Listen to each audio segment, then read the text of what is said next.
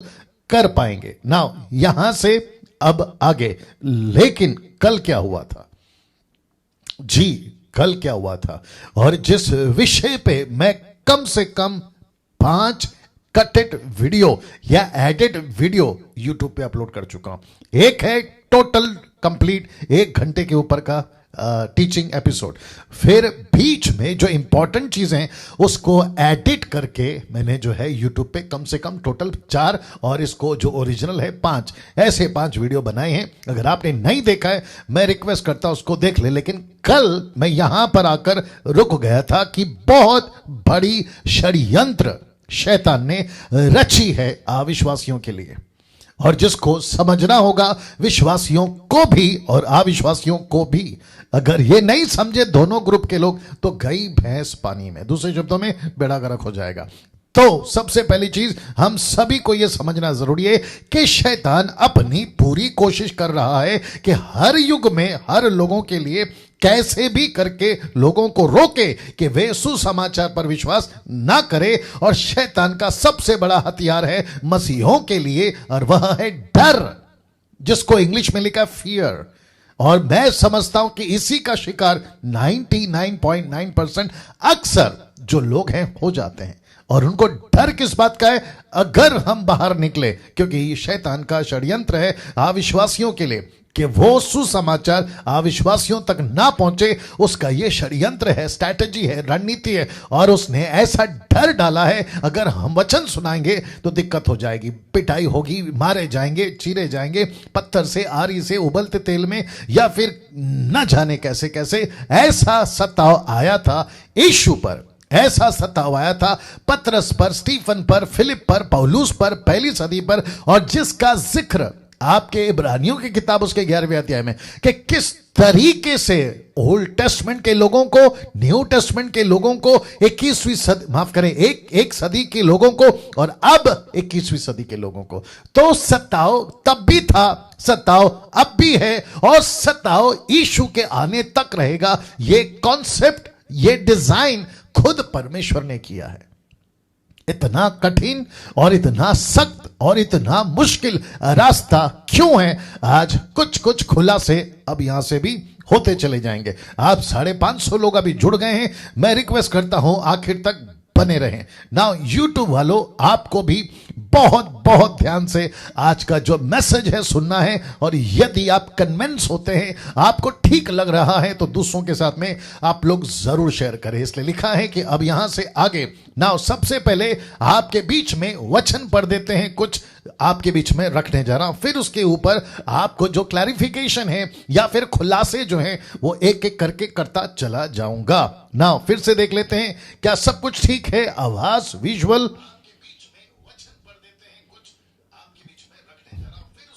या सब कुछ ठीक है मेरे हिसाब से। नाउ दोस्तों, वचन कहता है कि तब वे उसके लहू में से कुछ लेकर जिन घरों में मेमने को खाएंगे, जिसका जिक्र मैं कल कर चुका हूं, लेकिन कॉन्टेक्स्ट के हिसाब से आज बात करना इसलिए बता रहा हूं। उनके द्वार के दोनों अलंगों और चौखट के सिरे पर लगाएं, मतलब राइट, लेफ्ट और टॉप पे, और जो कि सिंबल करता है या दृश्य बताता है, पिक्चर बताता है क्रूस का, क्रॉस का। ना वचन 8 जी, अब यहां से जो कि बहुत जरूरी है, तो आपके दिमाग में एक पिक्चर अभी से बना लीजिए। एक घर है, एक मेमना है, घर के लोग हैं, उसको कैसे काटना है, उसके लहू को कैसे लगाना है, ये अभी तक पता चल गया। लेकिन अब यहां से उसको कैसे खाना है, उसको कैसे खाना है, how to eat the lamb. और कौन सा लैम्ब है? ये पास ओवर लैम्ब है, जिसको हिंदी में कहते हैं फसा का मेमना। इसको कैसे खाना है? तो लिखा है कि वे उसके मांस को उसी रात आग में भूंज कर, जिसको इंग्लिश में कहते हैं रोस्ट करके, भूंज कर अखमीरी रोटी, अखमीरी, इसका मतलब है खमीरी नहीं, अखमीरी रोटी और कड़वे साग पात के साथ खाएं। उसको सिर, पैर, अतड़ियों समेत आग में भूंज कर खाना है। कच्चा या जल में कुछ भी पकाकर नहीं खाना है।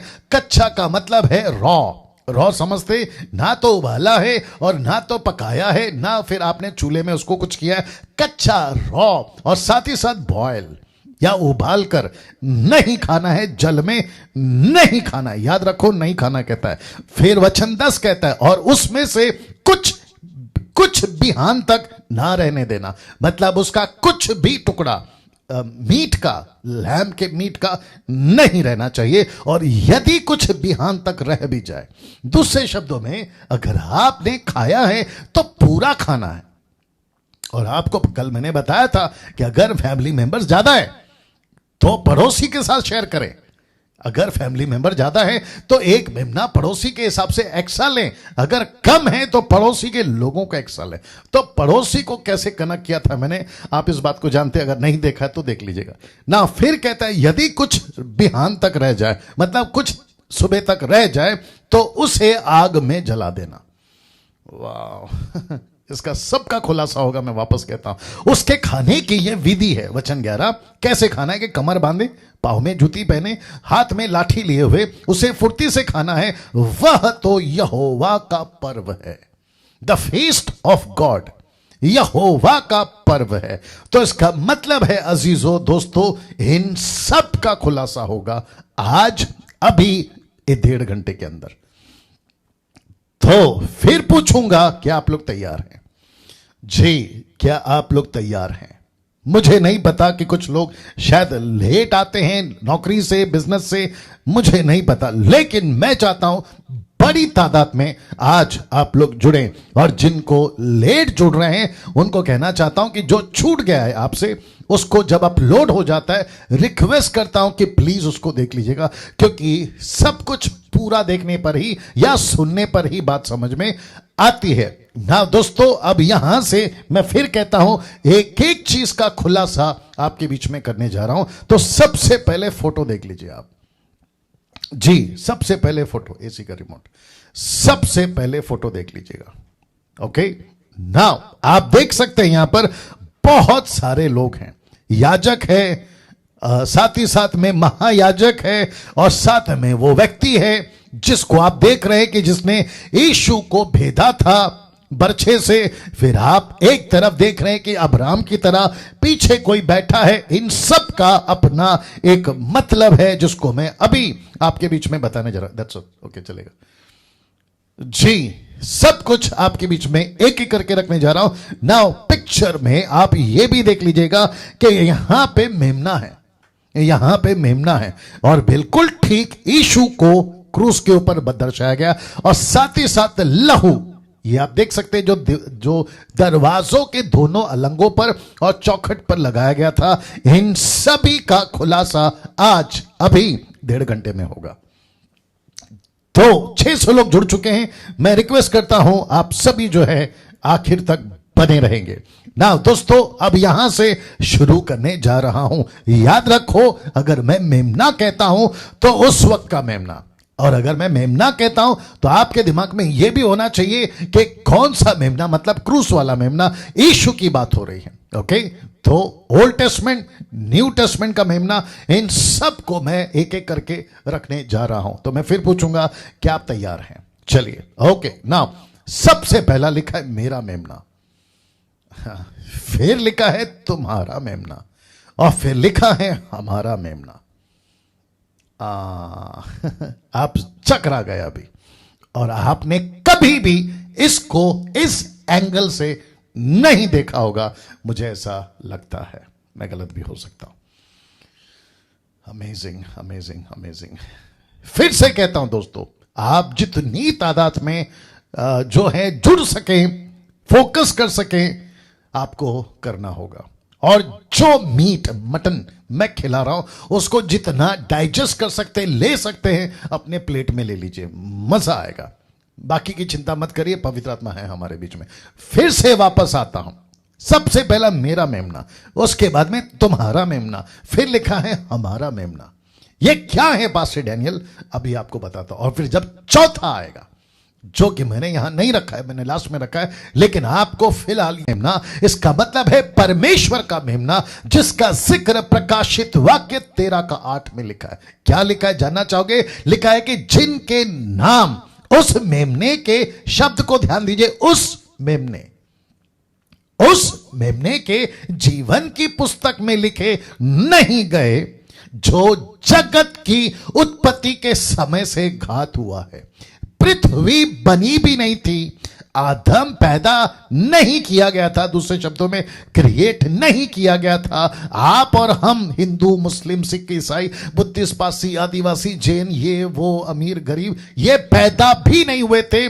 सृष्टि का एक पौधा, सृष्टि का कण या फाउंडेशन भी, या जितनी भी गैलेक्सी आप देख रहे हैं, ये नहीं बना था। ऐसा लिखा है कि जगत की उत्पत्ति के समय से घात हुआ है। ये किसका मेमना है? सबसे पहला, ये मेरा मेमना है।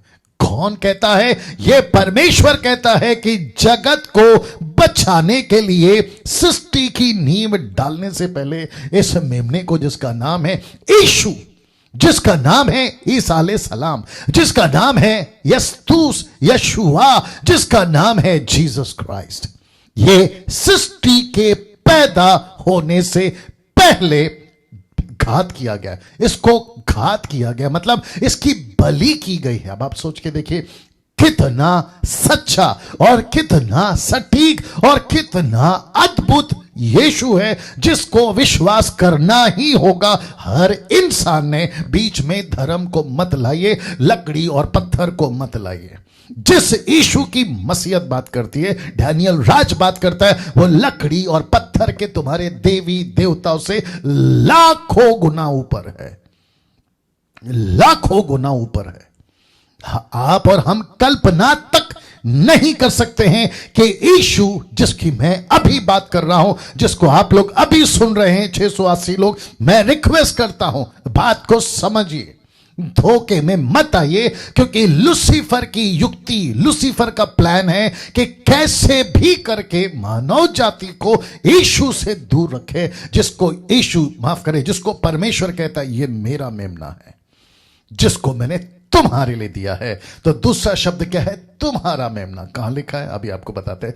तो ये रहा दूसरा, इस अध्याय के वचन 5 में, निर्गमन की किताब उसका 12वां अध्याय वचन 5 में कहता है, तुम्हारा मेमना निर्दोष और पहले वर्ष का नर हो, और उसे चाहे भेड़ों में से लेना चाहे बकरियों में से। तो ये किसका हो गया? जो परमेश्वर कहता है मेरा था वो हो गया तुम्हारा।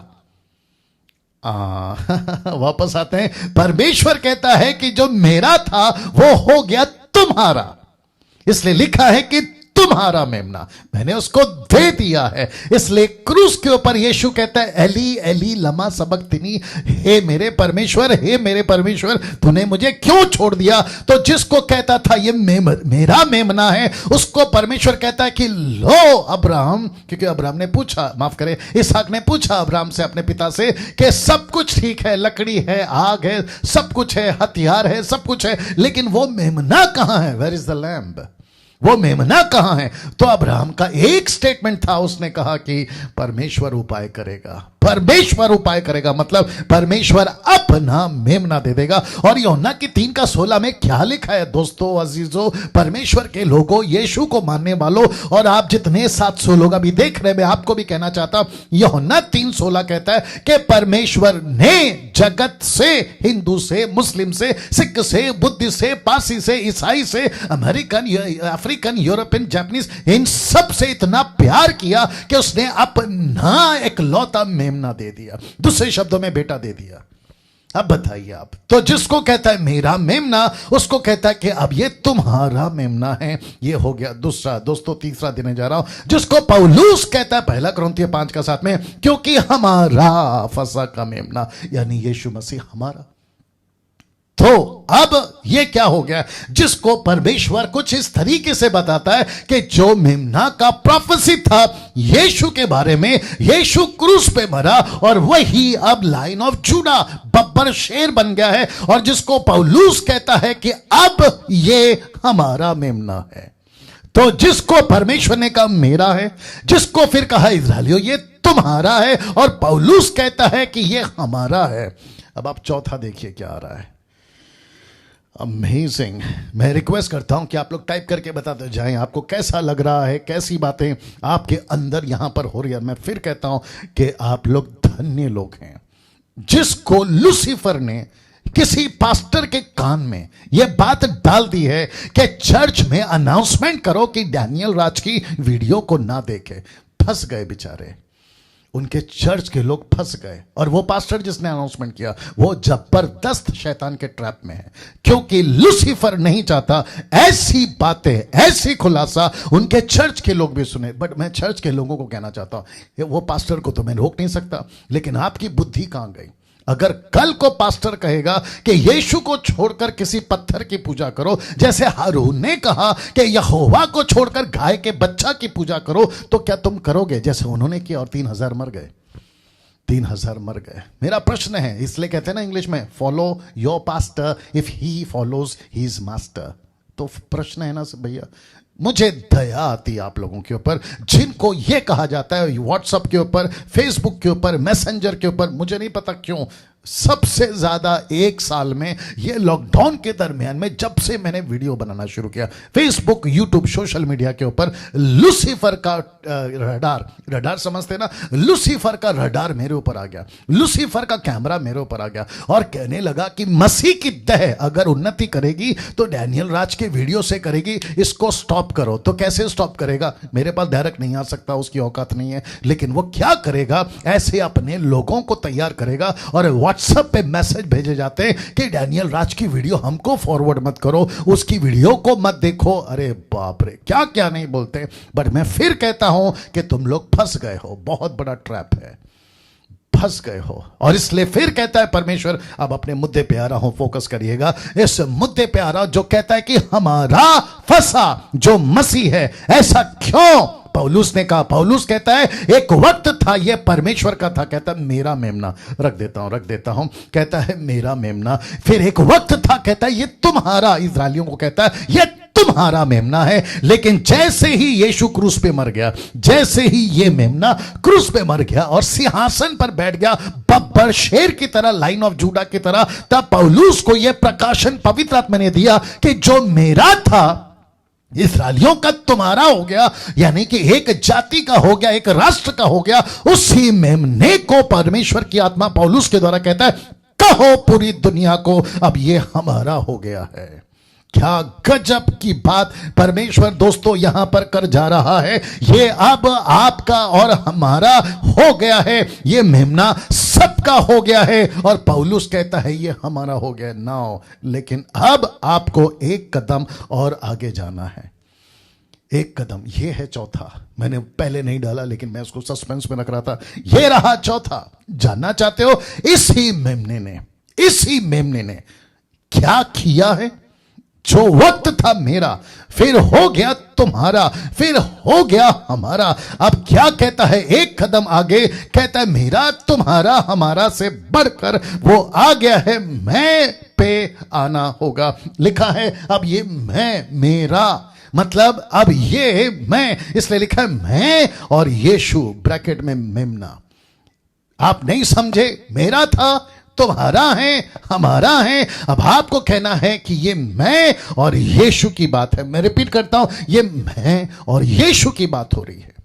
इसका मतलब गलती किताब उसका 2:20 पढ़िए और आपको यहां पर आई मैं मिलेगा। लिखा है मैं मसीह के साथ क्रूस पर चढ़ गया हूं और अब लिखा है मैं जीवित ना रहा पर मसीह मुझ में जीवित है। और लिखा है मैं शरीर में अब जो जीवित हूं तो केवल उस विश्वास से जीवित हूं और जो परमेश्वर के पुत्र में जिसने मुझसे प्रेम किया, मुझसे। अब ये हो गया इंडिविजुअल, ये हो गया व्यक्तिगत। अब इसको देखिए, और मेरे लिए अपने आप को दे दिया, कहां? क्रूस के ऊपर। और यही यीशु मसीह, गजब का चित्र देख लीजिए पहले, यही यीशु मसीह प्रकाशित वाक्य 3:20 में, देख मैं द्वार पर खड़ा हुआ खटखटाता हूं। अब यह व्यक्तिगत है, यहां पर सिंगुलर बात हो रही है, प्लूरल नहीं हो रही है। यह कहता है कि देख मैं द्वार पर खड़ा खटखटाता हूं, यदि कोई मेरा शब्द सुनकर द्वार खोलेगा, बड़े ध्यान से देखना, तो मैं उसके भीतर आकर उसके साथ भोजन करूंगा और वह मेरे साथ। भोजन का मतलब अभी मैं बताऊंगा, क्योंकि लैम को खाना है ना, मीट खाना है। तो यीशु कहता है कि वो पहला मेरा यानी परमेश्वर का था, फिर हो गया वो इजरायलियों का, फिर पौलुस कहता है वो पूरी दुनिया का, लेकिन चौथा कदम, एक कदम तो उठाना होगा चौथे के लिए, और वो है मैं और यीशु। मैं और यीशु कहां गया? मैं और यीशु। क्या इस लेवल पर यह मेमना आपका हुआ है? व्यक्तिगत मेमना आपका हुआ है? परमेश्वर कहता है मेरा था, मेरा था डैनियल, मेरा था, लेकिन मैंने तुम्हें दिया। पौलुस कहता है यह हमारा हो गया, लेकिन आखिरी शब्द मैं और यीशु। जिस दिन यीशु इस तरीके से आपका यानी कि मैं और यीशु मेमना बन जाएगा ना, मजा आएगा। इसलिए लिखा है कि मैं क्रूस पे मर गया, मैं क्रूस पे, मसीह के साथ मैं क्रूस पे चढ़ गया। अब मैं जीवित नहीं रहा, पर मसीह मुझ में जीवित है। यही तो लिखा है कि यीशु कहता है मैं तेरे द्वार को, दिल के द्वार को खटखटा रहा हूं, मैं अंदर आना चाहता हूं, तू मुझे खा।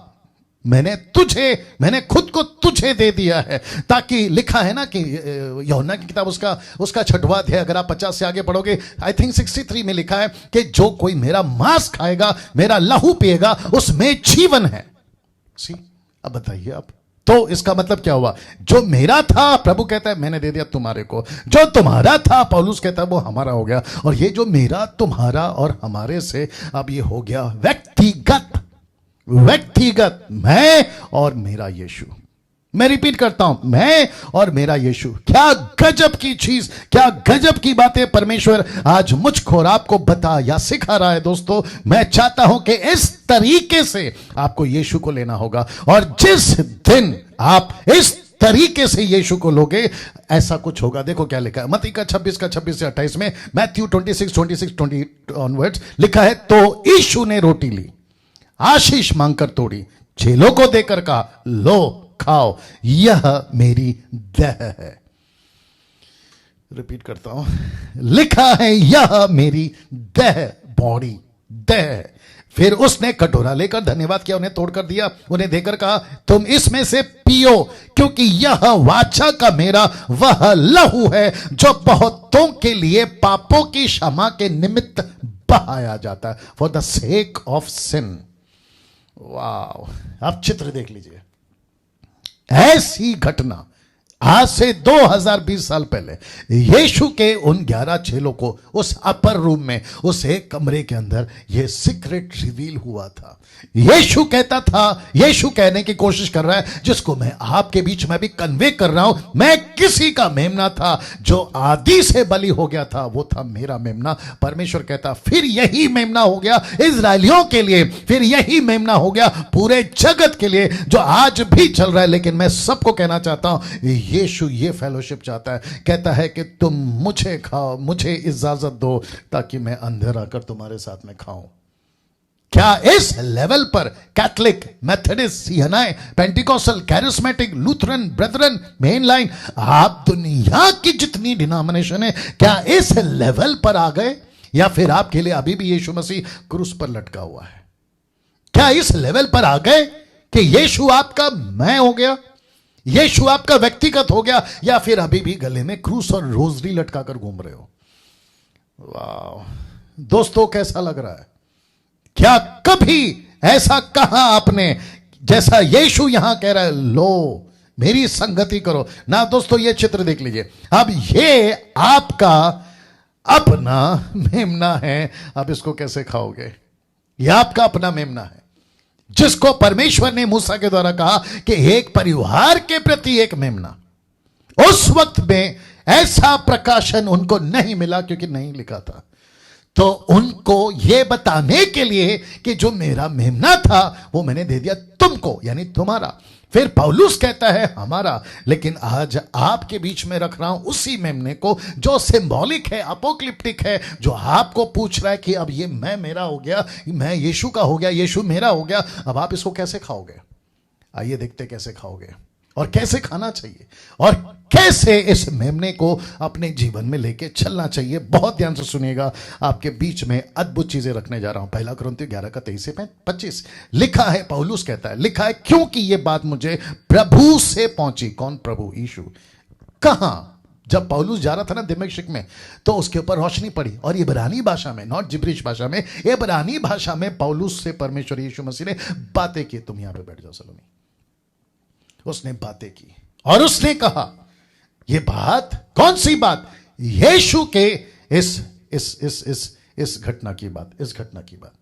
क्योंकि पौलुस नहीं था ना वहां पे, पौलुस को नहीं पता, तो पौलुस को कैसे पता चलेगा कि प्रभु भोज क्या होता है? पौलुस को कैसे पता चलेगा ये सीक्रेट क्या है? तो पौलुस कहता है कि मुझे, देख लीजिए लाइन को, कहता है मुझे, क्योंकि ये बात मुझे प्रभु से पहुंची, यीशु से पहुंची। यीशु ने कहा, बैक वापस, ये बात मुझे प्रभु से पहुंची बेटा, ये बात मुझे प्रभु से पहुंची और मैंने तुम्हें भी पहुंचा दी। किसको? कलीसिया को। कैसे पहुंचाई? कैसे पहुंचाई? जरा देखिएगा कि प्रभु यीशु ने जिस रात वो पकड़ाया गया रोटी ली, किस रात? इस रात। इसको किसने बताया?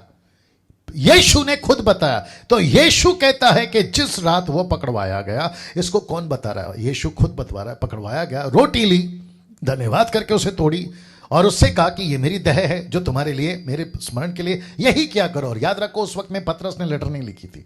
पतरस ने, यूहन्ना ने, याकूब ने, फिलिप ने किसी प्रकार का लेटर या बाइबल नहीं लिखा था। जैसे आपके पास में मत्ती की किताब, मरकुस, लूका, यूहन्ना, ऐसा कुछ नहीं लिखा। उसके बावजूद इसको कैसे पता? हू बहू कॉपी पेस्ट। इसको कैसे पता? यही तो कह रहा है कि जिस रात प्रभु पकड़वाया गया था उसने रोटी ली, धन्यवाद किया। ये बिल्कुल कट टू कट इसको किसने बताया? यीशु ने। मैं वही तो बता रहा हूं, लिखा है ना ऊपर कि ये बात मुझे प्रभु से पहुंची। और फिर कहता है कि मेरे स्मरण के लिए यही किया करो। इस रीति से उसने बिहारी के पीछे कटोरा भी लिया और कहा, यह कटोरा मेरे लहू में नई वाचा है, जो जब कभी पियो तो मेरे स्मरण के लिए यही किया करो। इसका मतलब क्या है? यीशु कह रहा है कि जो तुम्हारा मेमना समझकर इजरायलियों ने खाया था, अब पौलुस कहता है कि वही मेमना फिर खाने को मिल रहा है। लेकिन कैसे खाना है? उसको खाते वक्त में किसको? यीशु की बात कर रहा हूं, यीशु की संगति की बात कर रहा हूं। किस तरीके से फेलोशिप करना है, किस तरीके से प्रभु के साथ चलना है, मैं एक एक चीज को आपके बीच में अभी रखने जा रहा हूं। पहला कुरिन्थियों 11 का 7 इसलिए जो कोई अनुचित रीति से प्रभु की रोटी खाए। ये रोटी शब्द क्यों? ब्रेड का शब्द क्यों? और मैंने इसको ब्रैकेट में लिखा है खमीर, खमीर, ईस्ट खमीर। ये या उसके कटोरे में से पिए, वह प्रभु की देह और लहू का अपराधी ठहरेगा अगर अनुचित रीति से खाया। मुझे नहीं पता कि अब तक जिस डिनोमिनेशन के, चर्च के पादरी, पास्टर, जो भी लीडर हैं, वो किस तरीके से प्रभु भोज या लॉर्ड सपर या फिर प्रभु भोज की विधि चलाते, मुझे नहीं मालूम। लेकिन अगर वो देख रहे हैं और ये वीडियो उन तक पहुंच गई है, तो मैं चाहता हूं कि उसका बेस ये होना चाहिए जो मैं भी बताने वाला हूं। आइए देखते क्या लिखा है। ऐसा लिखा है इसीलिए, किस लिए? इसलिए ये वाला कॉन्सेप्ट जिसको यीशु ने पतरस को बताया, जिसको यीशु ने पौलुस को बताया, तो वो कहता है इसलिए जो कोई अनुचित रीति से प्रभु की रोटी, यानी कि खमीर, प्रभु की रोटी अनुचित से खाओगे तो वो खमीर हो गया, अगर उचित से खाओगे तो अखमीर हो गया, मैं बताऊंगा। या उसके कटोरे में से पिए, वह प्रभु की देह और लहू का अपराधी ठहरेगा। अब इसको देखिए, लिखा है उसी 12 निर्गमन का 12 का 25 में, उसी कॉन्टेक्स्ट में लिखता है। कहता है कौन? मूसा कहता है, प्रभु कहता है मूसा को, 7 दिन तक अखमीरी रोटी खाया करना, उनमें से पहले ही दिन अपने अपने घर में से खमीर, ईस्ट खमीर उठा डालना, वरना जो पहले दिन से लेकर 7वें दिन तक, बड़े ध्यान से देखिए, कोई खमीरी वस्तु खाए, वह प्राणी, वह पुरुष, वह स्त्री, बच्चा, बूढ़ा, वह प्राणी इस्राएलियों में से नाश किया जाएगा, वो नाश किया जाएगा। ऐसा क्यों? परमेश्वर यहां इतना सख्त क्यों है? आपको बताता हूं आपको बताता हूं। जब परमेश्वर को पता चला कि मुझे 6 लाख लोगों को लेकर चलना है और इनके पास में बाइबल नहीं है, क्योंकि मूसा ने अभी तक उनके हिसाब से अभी तक तोरा यानी कि निर्गमन, उत्पत्ति, निर्गमन, लेवी व्यवस्था, गिनती व्यवस्था, विवरण नहीं लिखा, तो उनको कैसे बताऊं कि तुमको पाप नहीं करना है? क्योंकि जो परमेश्वर तुम्हारे साथ में चलेगा ना 40 साल रात दिन, दिन में बादल का खंबा, रात में आग का खंबा, जो तुम्हारे साथ साथ चलेगा ना, वो सब बर्दाश्त कर सकता है, लेकिन एक चीज बर्दाश्त नहीं कर सकता, वो है पाप, वो है SIN सिन। वो बर्दाश्त नहीं करता, जिसके चलते परमेश्वर को उनके लिए एक ऐसी चीज रखनी थी जो उनकी भाषा में उनको समझ आई, और वह था यह, वो था ये। अब आप बोलोगे डैनियल भाई ये क्या चीज है? आपको कुछ समझ आने जैसा मैंने किया हुआ है। ऊपर लिखा है खमीरी रोटी, और नीचे एरो करके डाल दिया खमीरी रोटी। आप देख सकते हैं कि ये फूला हुआ नहीं है, ये बिल्कुल क्या कहते हैं, प्लेन है। दूसरा शब्द नहीं मिल रहा है, नहीं वो अच्छा नहीं है शब्द, एनीवे। और दूसरा आप देख सकते हैं ये फूला हुआ है, ये बिल्कुल प्लेन है, ये फूला हुआ है। इसका मतलब इसमें खमीर नहीं है। अगर इसमें खमीर होता तो ये भी इसकी तरह फूल जाता, और जिसको इंग्लिश में कहते हैं अनलेवेंड एंड लेवेंड ब्रेड, अनलेवेंड एंड लेवेंड, दूसरे शब्दों में खमीर और अखमीर। आप देख सकते हैं। अब परमेश्वर ने क्यों कहा?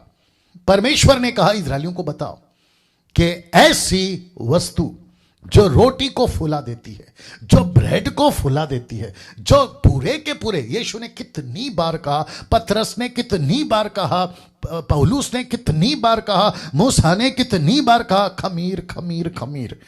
पढ़ते वक्त में लेवेंड लेवेंड लेवेंड आपको कितनी बार मिल जाएगा, आप लोगों को अभी सेंस आ रहा होगा। यार बात तो सही है डैनियल भाई, जब हम बाइबल पढ़ते थे तो खमीर बीच में आता था, खमीर को मत मिलाओ। बीच में मुझे किसी ने पूछा भी ये खमीर क्या होता है, अब बताए, अभी ले लीजिए, अब आपको स्टडी मिल जाएगी। ये है खमीर, और जिसको परमेश्वर को एक सिंबल रखना था, एक चिन्ह रखना था, अपोक्लिप्टिव या चिन्ह के रूप में, कि देखो ये खमीर को आटे में मत मिलाओ, और विशेष करके 7 दिन, विशेष करके टोटल 7 दिन, उस 7 दिन तक, साल में एक बार 7 दिन तक इनको यह एहसास होता चला जाएगा कि खमीर की रोटी नहीं खाना है। और इसी को पौलुस कहता है कि अब मैं नहीं परंतु मसीह मुझ में है, और इसलिए यीशु ने कहा कि मुझे अंदर आने दो, मुझे अंदर आने दो, मुझे अंदर आने दो, ताकि हम साथ में खाएं। तो प्रभु भोज के वक्त में हम ये सारी बातें नहीं बोलते, लेकिन अभी प्रभु भोज की विधि में आपको ये बातें ऐड करनी होगी, क्योंकि परमेश्वर को खमीर की रोटी पसंद नहीं है। इसलिए लिखा है कि इसलिए जो कोई अनुचित रीति से प्रभु की रोटी खाए, खमीर का मतलब है पाप में रखूंगा, इसलिए कहता है कि वो तुम्हारे बीच में से नाश किया जाए। इस्राएलियों, यहूदी इस बात को आज भी बखूबी जानते हैं, वो अच्छे से जानते हैं कि ये क्या चीज है जो परमेश्वर बता रहा है, और जिसके चलते ये रहा दोस्तों, परमेश्वर को खमीर पसंद नहीं था, ऐसी घोषणा कर दी गई थी। और इस्राएलियों के कानों में पहली बार, उनके दिमाग में ये बात पहली बार डाली गई थी। और आपको भी पता होगा दुनिया के लोगों के कितनी बार बाइबल के प्रचारक, मुझ जैसे प्रचारक, इस पाप का जिक्र करते आ रहे। जब आपके कानों में पहली बार पड़ी तो आपने भी यही कहा होगा, अरे छोटी बात तो है, अरे छोटा तो है, झूठी तो बोल रहे, गाली तो दे रहे, नशा ही तो कर रहे, अरे गलत चीजों ही तो देख रहे, लेकिन इसमें कौन सी बड़ी बात है? यह आपको फुला देती है, ये आपको फुला देती है। आपके अंदर जो घमंड है ना, वो आपको फुला देती है। आपका जो अहंकार है ना, जो खमीर बनता है, ये आपको फुला देती है। और परमेश्वर कहता है कि ये बेस्ट एग्जाम्पल है इनको समझाने का। इस रोटी में और इस ब्रेड में फर्क देखिए, फर्क देखिए दोस्तों। ये दिखने में बड़ा इंटरेस्टिंग है, ये दिखने में बड़ा अच्छा लगता है, लेकिन ये बहुत सादा है, इसमें किसी प्रकार का कोई आकार नहीं है। लेकिन परमेश्वर कहता है कि मुझे यही पसंद है। इसलिए यीशु मसीह ने भी यही कहा था, इसलिए यीशु मसीह ने भी यही कहा था कि मेरे लिए फसह की तैयारी करो, ये मेरे लिए फसह की तैयारी करो। ये सब के पीछे वाला वचन, मेरे लिए फसह की तैयारी करो। और वो जो रोटी थी ना, उसमें खमीर नहीं था। इसका मतलब यीशु मसीह कहता है अब मैं तुम्हारा हो गया हूं। मैं परमेश्वर का था, मैं कभी इजराइलियों का था, अब मैं पूरी दुनिया का हूं, लेकिन मुझे तुम चाहिए। वो है चौथा मैं और तुम। इसलिए तो लिखा है कि मैं तेरे अंदर आना चाहता हूं और साथ में बैठकर खाना चाहता हूं। क्या गजब की बात परमेश्वर आज आपके बीच में रख रहा है। दोस्तों कैसा लग रहा है? आप लोग अपनी प्रतिक्रिया दीजिएगा ना। मुझे आगे जाने दीजिए, क्योंकि मुझे आपको बताना है कि यहां पर खमीर और अखमीर का चक्कर क्या है। मैं आपको अभी एक्सप्लेन करने जा रहा हूं। तो अभी तक आपको यह बात समझ में आ गई ना। दोस्तों अनलेवेंड एंड लेवेंड ऐसा लिखा है। क्यों इतना सख्त था परमेश्वर अखमीरी और खमीर की बात को लेकर, रोटी को लेकर? जी, इतना सख्त क्यों था? ऐसा लिखा है परमेश्वर ने उस वक्त में ऐसा लिखा है कि इजरायलियों को तुम जब ये फसह की विधि, फसह का त्योहार, फसह का फेस्टिवल, यहूदी इजरायलियों और पौलुस और पतरस भी इस बात को बखूबी जानते थे। उन्होंने साफ कहा कि तुमको खमीर नहीं मिलाना है। तो परमेश्वर खमीर को लेकर, खमीर को लेकर इतना सख्त क्यों था? मैं आपको बता दूं, आइए देखते हैं। और इसके साथ में मैं 2 3 4 कनेक्शन दूंगा, आप उसको प्लीज उसको लीजिए। और मैंने फेसबुक पे डाला है आज, ये पाप को दर्शाता है। ये जो खमीर है ना, ये पाप को दर्शाता है। मैं फिर कहता हूं, उस वक्त बाइबल नहीं थी। 6 लाख लोगों के पास में बाइबल नहीं थी। 6 लाख लोगों के पास में सिर्फ मूसा था। परमेश्वर को कुछ दिखाना था और दिखाकर कहना था ये नहीं करना, ये नहीं करना, ये नहीं करना, ये नहीं करना। मैं जब कुछ चीजें और रखूंगा ना, जैसे जैसे आप उसको अभी आगे बढ़ेंगे हम, आपको एक एक चीज बारीकी से पता चल जाएगी कि ये चीजें दिखाता था, अच्छा इसका मतलब है ये नहीं करना है। लेकिन वो सब अब यीशु मसीह में आ गया। अगर यीशु अंदर है, हमको वो रिचुअल्स, वो फंक्शंस, वो फेस्टिवल, वो यहूदियों के 7 फेस्टिवल करने की जरूरत नहीं है। ना सबत, ना फसा, ना आपका टबरनेकल, ना फिर आपका कोई और फेस्टिवल नहीं करना है, क्योंकि जो भी है सब अंदर है। कुलुस्सियों 2:17 कहता है दीज आर द शैडोज। ये छाया थी, अभी वास्तव में, मूल में, अस्तित्व में, वास्तव में, ओरिजिनल में मसीहा है। निकालो जल्दी से कुलुस्सियों 2:16 और 17। जी कुछ सेकंड दीजिए दोस्तों। वाह, मैं समझता हूं कि गजब की बातें आपके बीच में आ रही हैं। गजब की बातें आपके बीच में आ रही हैं। जी, the book of Colossians chapter 2 verse 16 and 17 देखते क्या लिखा है। जी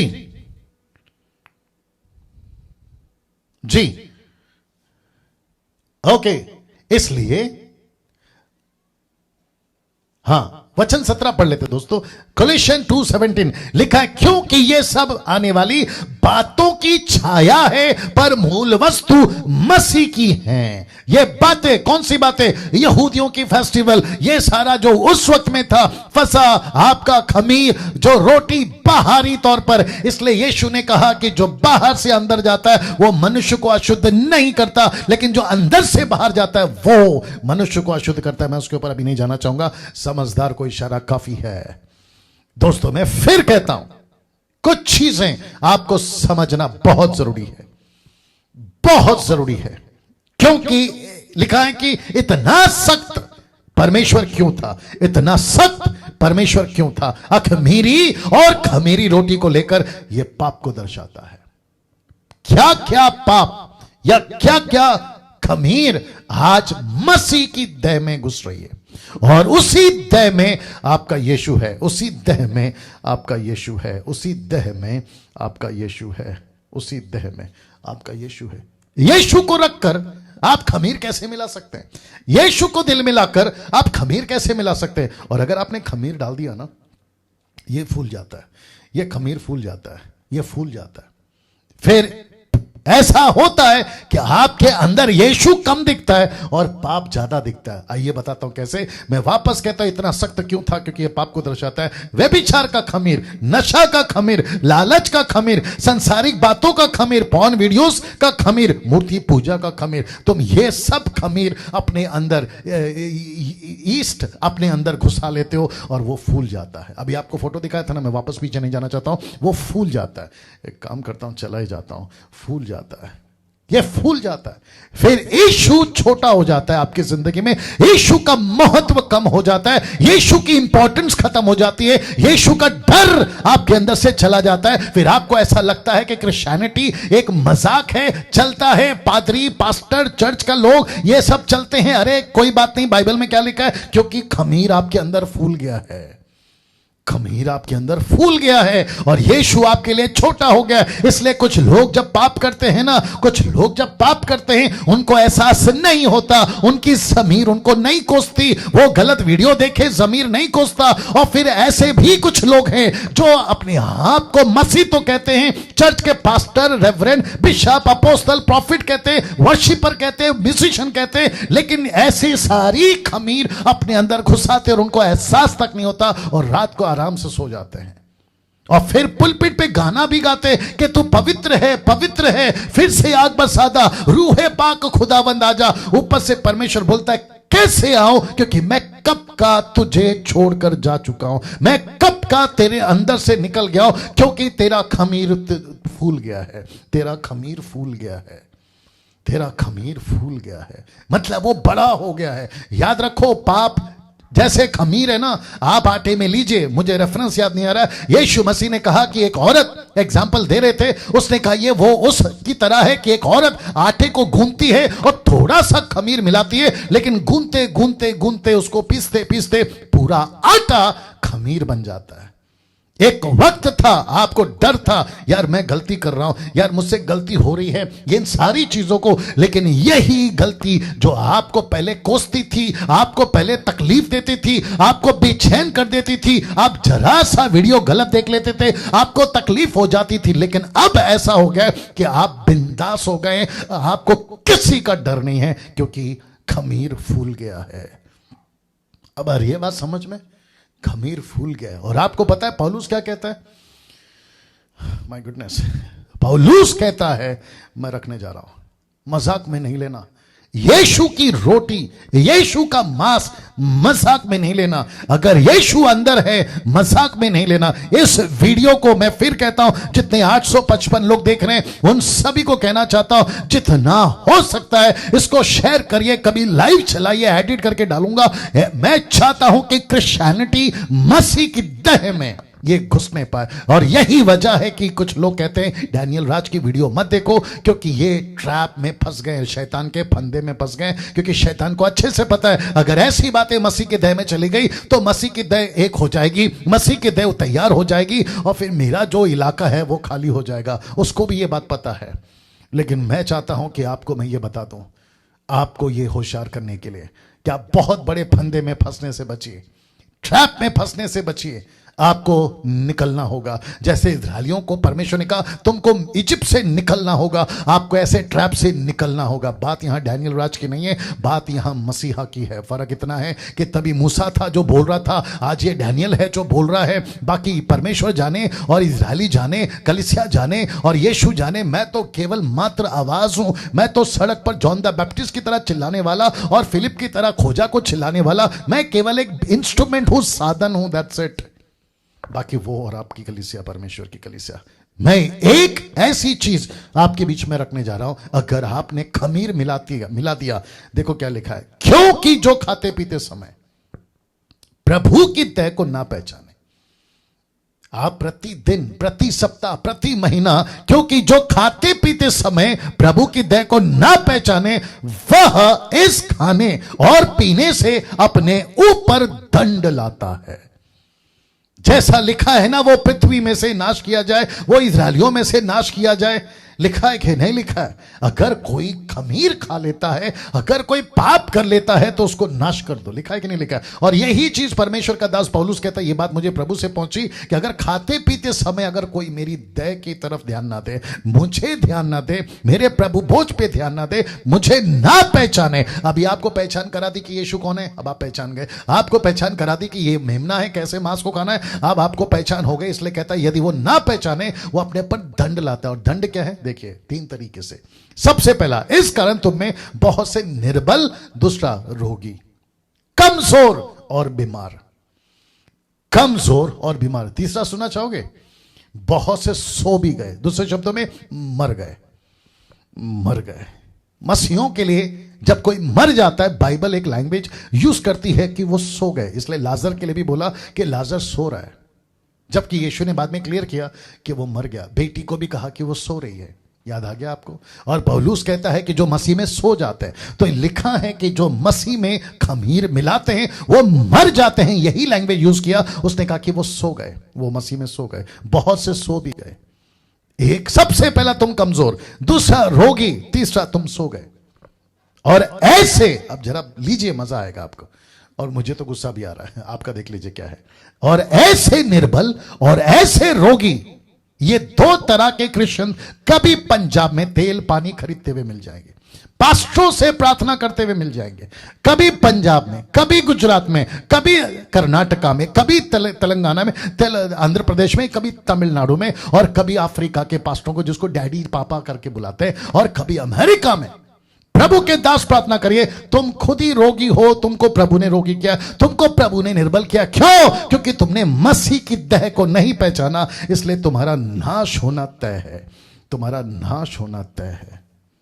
ऐसा क्यों पास्टर डैनियल? क्योंकि तुमने जिस यीशु को अंदर लाया था, तुमने खमीर मिलाकर तुमने उसको छोटा कर दिया और खुद को बड़ा कर दिया। अब आ रही है बात समझ में? कैसा लग रहा है दोस्तों?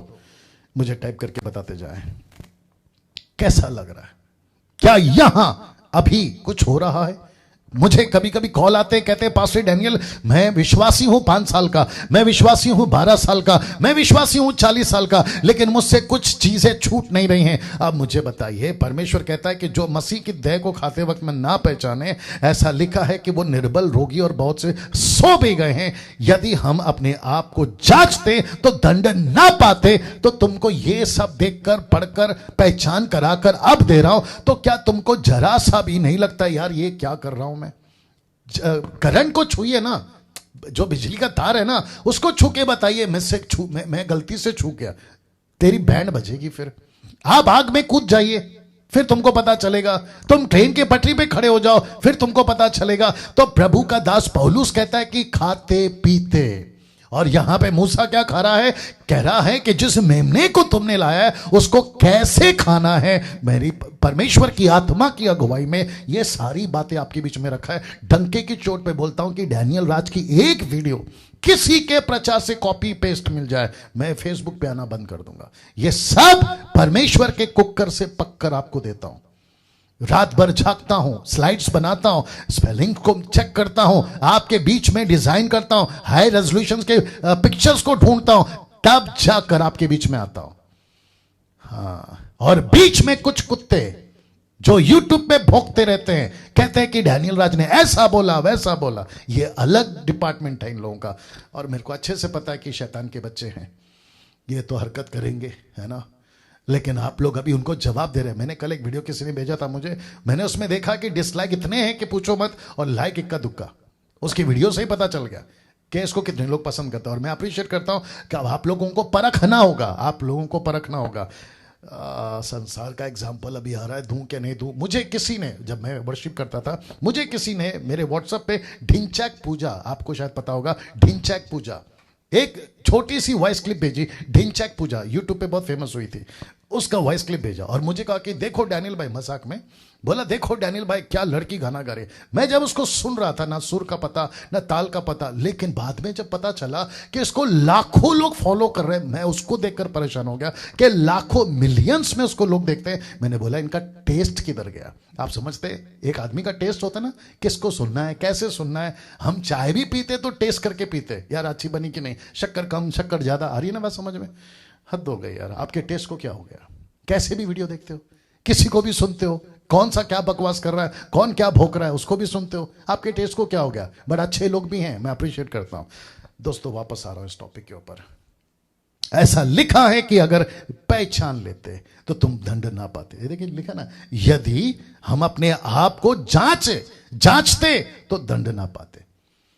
तो जो बीमार होकर घूम रहे उनको पास्टर की जरूरत है, और ये पास्टर भी कहते हैं सिस्टर आपको प्रार्थना करता हूं प्रभु चंगा करेगा। ऊपर से प्रभु बोलता है कि जिसको मैंने खुद ही बीमार किया, तू क्या ठीक करेगा? तेरा तेल क्या ठीक करेगा? तेरा कपड़ा क्या ठीक करेगा? और तेरा नमक और रुमाल क्या ठीक करेगा? आ रही है ना बात समझ में?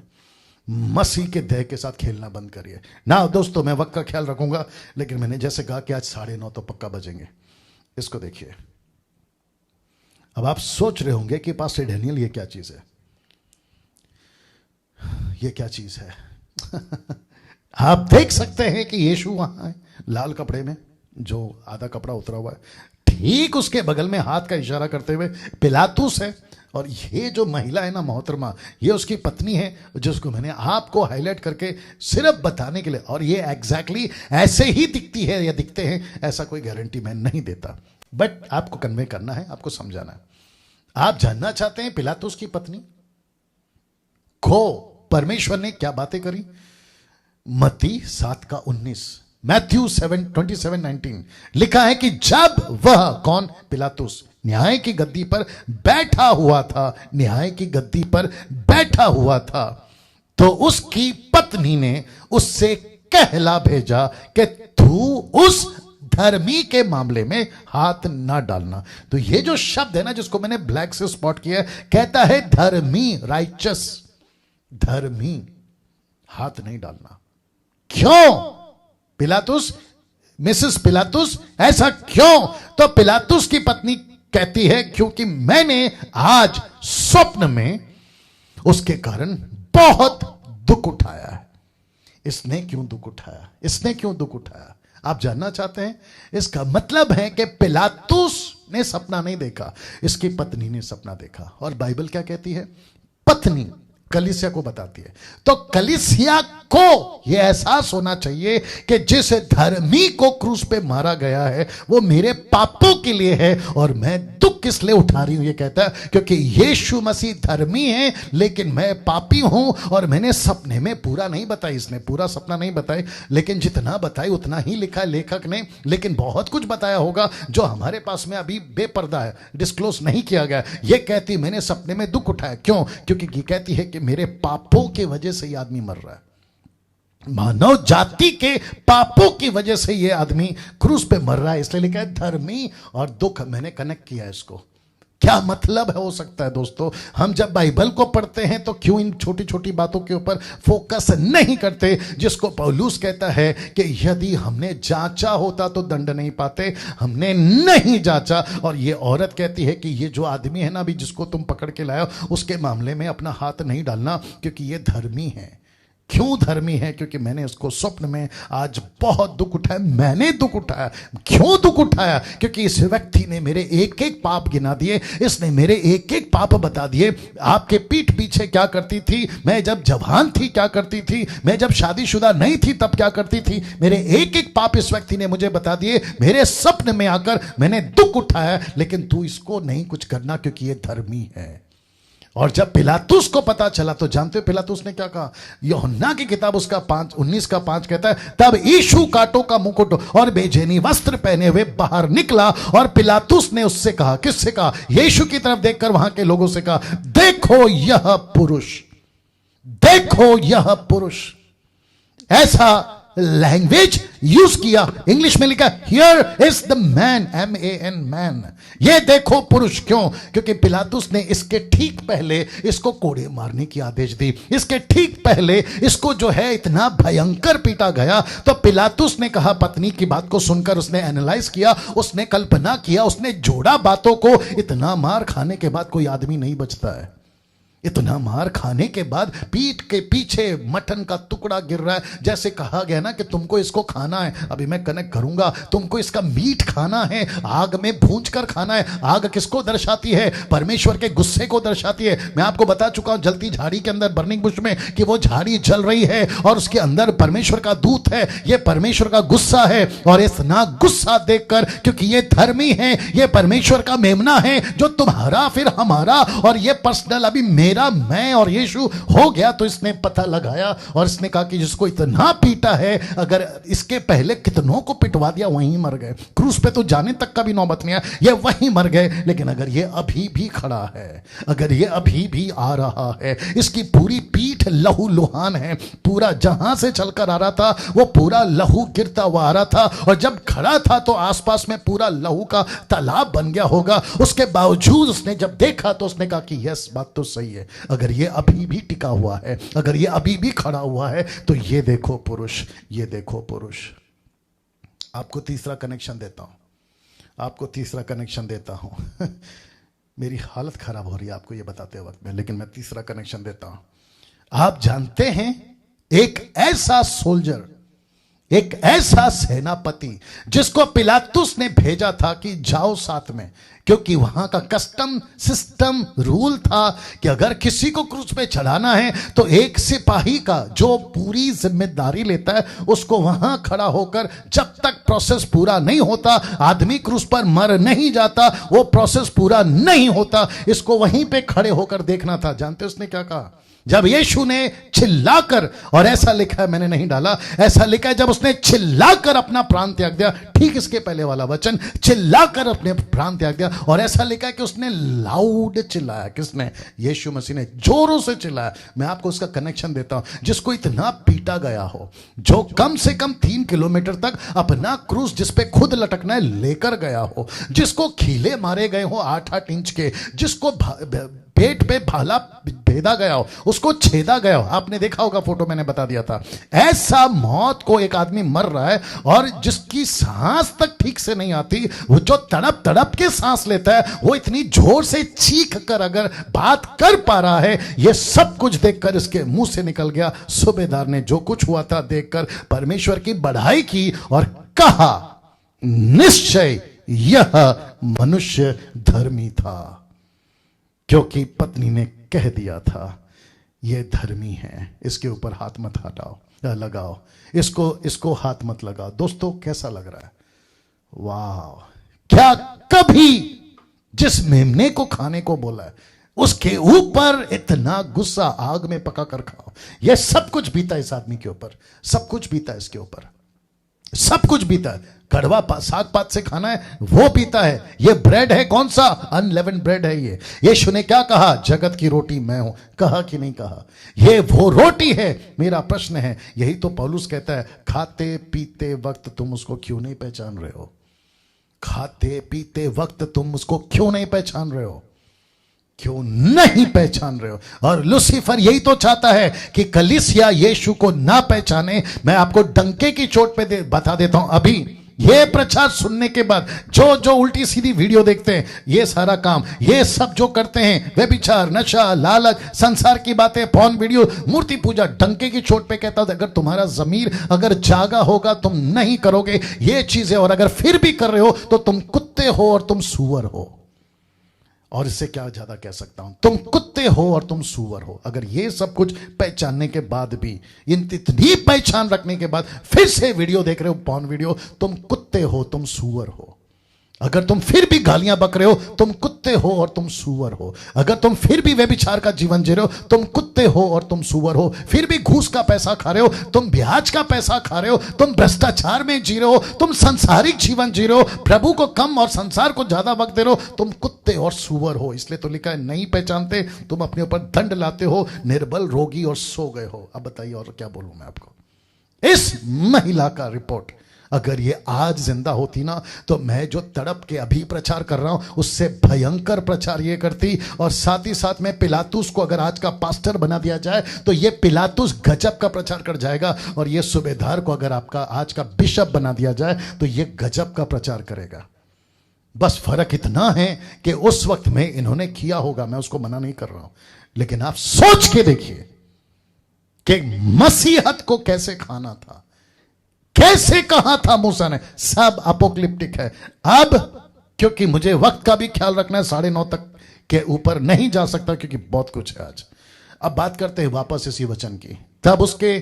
तब वे उसके लहू में से कुछ लेकर जिन घरों में मेमने को खाएं, उनके द्वारों के दोनों अलंगों पर, चौखटों पर, सिरों पर लगाएं, और वे उसके मांस को इस रीति से भूंजकर आखमीरी रोटी कड़वे सागपात के साथ खाएं। अब आपको समझ में आ गया होगा, क्योंकि अभी आपको एक्सप्लेन करना है। उसके सिर, पैर, अतड़ियां समेत आग में भूंजकर खाना, कच्चा हुआ जल में कुछ भी पकाकर ना खाना, उसमें से कुछ बिहान तक ना रहने देना, यदि कुछ बिहान तक रह भी जाए तो उसे आग में जला देना। और उसके खाने की यह विधि है कि कमर बांधे, पांव में जूती पहने, हाथ में लाठी लिए हुए फुर्ती से खाना, वह तो यहोवा का पर्व होगा। अब एक एक चीज बताऊंगा, एक एक चीज बताऊंगा। तो मैं फिर पूछ रहा हूं कि आप लोग तैयार हैं? दोस्तों, आप लोगों को कैसा लग रहा है नीचे टाइप करके बताते जाए। और मैं जानता हूं कि आप में से बहुतों की हालत अभी खराब हो रही होगी, मैं जानता हूं। आप में से बहुतों की हालत खराब हो रही होगी। बस मेरा इतना है कि मैं बेकाबू हो नहीं सकता, मैं बहुत कंट्रोल में हूं क्योंकि मुझे प्रचार करना है। बट मैं जानता हूं आप में से बहुतों की हालत खराब हो रही होगी। मैंने एक बार प्रचार किया था ना, आपके आंख गीले हो जाएंगे। मैं समझता हूं कि यही वो कुछ ऐसा हो रहा होगा जो आपको हालत खराब कर रहा होगा ना। वापस आते हैं कि कैसे उसको खाएं। उसके मांस को इस रीति से उसी रात आग में भूंजकर, किस रीति से आइए बताने जा रहा हूं। तो सबसे पहला मांस उसी रात आग में भूनकर या भूंजकर, रोस्ट कर कर, अखमीरी रोटी, कड़वे साग पात, इन सब का प्रकाशन आपके बीच में रखने जा रहा हूं। तो सबसे पहले मांस कौन है? कॉमन सेंस अभी तो इतना बता दिया, आप पता लगा लीजिएगा। यीशु। मांस कौन है? मेमना कौन है? यीशु। उसी रात इसका आज के साथ कनेक्शन कर रहा हूं मैं। उस वक्त की कनेक्शन, पिलातुस की टाइम की कनेक्शन ऑलरेडी कर चुका हूं, लेकिन कलीसिया के साथ उसका क्या कनेक्शन है वो रखने जा रहा हूं। तो मांस का मतलब है यीशु। उसी रात, इसका मतलब है जिस दिन यीशु को अपनाया। दूसरे शब्दों में, यीशु को अपनाओ उसी रात। जितनी जल्दी हो सकता है इसको स्वीकार करो उसी रात। आप अभी सुन रहे हैं, इसी रात। आप जब यह वीडियो अपलोड होगा, हो सकता है कल की रात, तो उसी रात जिस दिन यीशु को अपनाया। दूसरे शब्दों में, आपने देखा, आपने सुना, आपको उसी रात करना है। 5 दिन के बाद, 1 हफ्ते के बाद, मेरी पढ़ाई के बाद, मेरी शादी के बाद, मैं सोचूंगा, मैं देखूंगा, नो, उसी रात, उसी रात। अरे ना बात समझ में? आत्मिक कनेक्शन दे रहा हूं, आग में भूनकर, पवित्र आत्मा। इसका मतलब है कि जिसके पास यीशु है और जिसने यीशु को अपना लिया, उसके पास पवित्र आत्मा आता ही है। और कल इसकी चर्चा, वचन की चर्चा पर हम लोग जरूर बात करेंगे जी। जी, उसी रात, जिस दिन यीशु को अपनाया, जिस दिन आप यीशु को अपनाते हैं, उसी दिन पवित्र आत्मा को आप पाते हैं। किसी ने पूछा है कि हम बैंक में पैसा रख सकते हैं कि नहीं? इंदर पुन, ये जो भी नाम है, इंदर पुन जी, बैंक में पैसा रख सकते हैं भैया। ओके, वापस आता हूं। आग में भूनकर मतलब पवित्र आत्मा। तो जिस दिन आपको यीशु मिलता है, उसी रात आपको पवित्र आत्मा, उसी क्षण, उसी रात नहीं, उसी क्षण आपको पवित्र आत्मा। यह कॉन्सेप्ट है, आग में भूंजना, मांस को उसी रात आग में भूंजना, कॉन्सेप्ट है, सीक्वेंस है, और इसी को करना है। और यही तरीका है। जब कल बात करेंगे तो जोरों से आएंगे इसके ऊपर। फिर लिखा है अखमीरी रोटी, लिखा है पाप नहीं होना चाहिए क्योंकि खमीर फैलता है। अभी बता चुका हूं, आप सब कुछ देख चुके हैं, खमीर फैलता है। तो ऐसा रोटी जिसको कहते हैं खमीर, खमीर मतलब खमीर नहीं होना चाहिए। मुझे लगता है ये डॉट नहीं आएगा, माफी चाहूंगा, चलिए कोई बात नहीं। खमीर पाप को दर्शाता है। दूसरे शब्दों में, पाप नहीं होना चाहिए। जिस दिन, जिस रात आपने यीशु को अपना लिया, पाप खत्म होना चाहिए। ये इंटरेस्टिंग है। लिखा है कड़वे सागपात के साथ, सकरा रास्ता, सकरा रास्ता। यीशु के पीछे चलना आसान नहीं है। मांस खाना है ना मेरा, तो खाने का तरीका है, क्या है? कड़वे सागपात के साथ खाओ, कड़वे सागपात के साथ खाओ। मतलब जैसे तुम मीट खा, और एक आ गया, क्या करूं? बता देता हूं। देखो, यीशु ने नहीं कहा कि रोटी के साथ में कड़वा खाओ, नहीं, उसने कहा मांस के साथ में कड़वा खाओ। इसका मतलब क्या पता है? आजकल बाहर क्या कहते हैं, मैं गरीब हूं, सूखा रोका रोटी खाता हूं। नहीं, ये कॉन्सेप्ट बाहर का है। लेकिन यीशु क्या दे रहा है? मांस दे रहा है, लेकिन कहता है कि कड़वे सागपात के साथ। इसका मतलब क्या पता है? यीशु मसीह रिच है, अमीर है, रिचनेस है उसके अंदर। यीशु मसीह हमको भी क्या बनाएगा? रिच बनाएगा, हमको भी अमीर बनाएगा। लेकिन साथ में क्या कहता है? दुख भी उठाना है। तुम्हें आशीष दूंगा, लेकिन साथ में दुख उठाना होगा। तुम्हारे पास में गाड़ी बंगला आ जाएगा, कोई दिक्कत नहीं है, लेकिन दुख उठाना है। किसके लिए? मेरे सेविकाई के लिए। क्या गजब है साहब, क्या गजब है। क्या गजब है। कुछ लोग क्या कहते हैं, आशीष चाहिए लेकिन सकरा रास्ता नहीं चाहिए। Not possible, no entry please, no entry. No entry का बोर्ड लगा देंगे आपके लिए यीशु जी। वापस आता हूं, मांस खाने दूंगा लेकिन मांस के साथ में कड़वा साग पात के साथ खाना होगा। रोटी कौन सी होगी, पाप के बगैर, पाप नहीं होना चाहिए, अखमीरी रोटी होनी चाहिए। अब आप प्रोसेस देख रहे हैं कैसे खाना है, क्या कैसे मटन को लेना है, आग में भूंजना है। यीशु मांस कौन है, यीशु। उसी रात जिस दिन यीशु को अपनाया, आग में भूंजना पवित्र आत्मा। जिसके पास पवित्र आत्मा पाप नहीं करेगा, और जो पाप नहीं करेगा पवित्र आत्मा में है, यीशु में है, वो सेवा करेगा। लेकिन कैसे, सकरा रास्ता, दुख उठाकर। कभी सोचा आपने कि इजरायली 7 दिन तक कड़वा खा रहे, क्यों? क्योंकि उनको परमेश्वर भूलना चाहता था कि बेटा याद करो कि वो दुख कैसे थे 430 साल के, वहां से निकाल के लाया हूं। मजाक नहीं है, मजाक नहीं है। तुमको संसार से बाहर निकाला हूं, तुमको ये सकरा रास्ता याद दिलाता रहेगा। कुछ लोग क्या गलत प्रचार करते हैं, कुछ लोग क्या कैसे भी प्रचार करते हैं, मुझे नहीं समझ में आता है। कहते हैं यीशु में आ जाओ सब अच्छा हो जाएगा। कहां लिखा है बताइए? डंके की चोट पे चैलेंज दे रहा हूं, मुझे कोई निकाल के बताते कि यीशु में आ जाओ सब ठीक हो जाएगा। एक वचन निकाल के बताइए। ऐसा प्रचार क्यों सुनते हो और ऐसा प्रचार क्यों करते हैं? यीशु में आ जाओ सब ठीक हो जाएगा। आपको है ना बंगला मिल जाएगा, गाड़ी मिल जाएगा आपको। अरे क्या कर दिया यार, क्या प्रचार करो। पतरस ने क्या प्रचार किया था? 3000 ने मन फिरा। उसने कहा अपने पापों से तौबा करो। खमीर का प्रचार किया था उसने। खमीर का प्रचार मतलब पाप का प्रचार किया था, तब जाकर उद्धार हुआ है। पता नहीं। और मसीह मंथन तो यही तैयार करेगा। मसीह मंथन ऐसे लोगों को तैयार करेगा जो वचन की खरी शिक्षा लेकर चलेंगे। जी जी जी जी, जितने लोग सुन रहे हैं आपका फीडबैक चाहिए जी। यीशु जिस दिन यीशु को अपनाया, पवित्र आत्मा, पाप, सकरा रास्ता, मांस उसी रात आग में भूजना है, फिर अखमीरी रोटी और कड़वे साग पात। ये है एंगल। इसकी स्क्रीनशॉट ले लीजिएगा। यह है तरीका आज के युग में, आज के तारीख में। अब वचन 9, उसको सिर पैर हथड़िए समेत आग में भूनकर, आग फिर आया, भूनकर खाना, कच्चा या जल में कुछ भी पकाकर ना खाना। अब यह क्या है पास्टर डैनियल? रखने जा रहा हूं। सिर पैर हथड़ियां। सबसे पहले आप जानते हैं यीशु का सिर कांटों से मारा गया, यीशु के पैर और हाथ, क्योंकि मेमने के पैर का जिक्र हो सकता है, हाथ का जिक्र नहीं होता। लेकिन ये कौन सा मेमना है? ये मेरा, ये तुम्हारा, ये हमारा, और फिर मेरा इंडिविजुअल हो गया। और अतड़ियां, आपको पता है यीशु को सीने पे भाला मारा गया था। जरा फोटो देख लीजिए, आप फोटो देख लीजिए, फिर मैं आपको बताता हूं ये क्या चीज है। इसको कहते हैं टोटल क्रूसिफिकेशन, और इसका मतलब है सुसमाचार, क्रूस का प्रचार, जिसको पौलुस कहता है 1 कुरिन्थी 31 में, परंतु हम तो उस क्रूस पर चढ़ाए हुए मसीह का प्रचार करते हैं। इसको कहते हैं, क्या कहते हैं? वापस बता देता हूं कैसे खाना है। सिर पैर अतड़ियों समेत आग में भूनकर खाना है। क्रूस का प्रचार कैसे करना है? पवित्र आत्मा में, आग में भूनकर, जो कि मैं आपको बता चुका हूं। आग का मतलब क्या है? पवित्र आत्मा है। सकरा रास्ता, कड़वा क्या है? रास्ता सकरा है। यह बताता है अतड़ियों समेत पैर और सर, इसको यह बताता है क्रूसिफिकेशन, टोटल क्रूसिफिकेशन, सुसमाचार का प्रचार, जिसको पौलुस कहता है क्रूस की बात को छोड़ मैं दूसरा कुछ नहीं जानूंगा। ये रहा सर आपके बीच में, ये रहा आपके बीच में। अब बताइए, क्या कभी मसीह इतिहास में इस तरीके का खुलासा सुना है? मैंने तो नहीं सुना। 27-28 साल से मैं मसीह हूं, मैंने नहीं सुना। और ये बताते वक्त में मैं खुद की बड़ाई नहीं कर रहा, लेकिन मैं आप लोगों का सोच रहा हूं कि क्या ब्लेसेड लोग हैं, आपको ये प्रकाशन प्रभु दे रहा है। लेकिन दुख है उन लोगों का जो पास्टर उनको कहते हैं, चर्च के लोगों को, कि डैनियल राज की वीडियो मत देखो, उसकी वीडियो को यूट्यूब को फॉलो मत करो।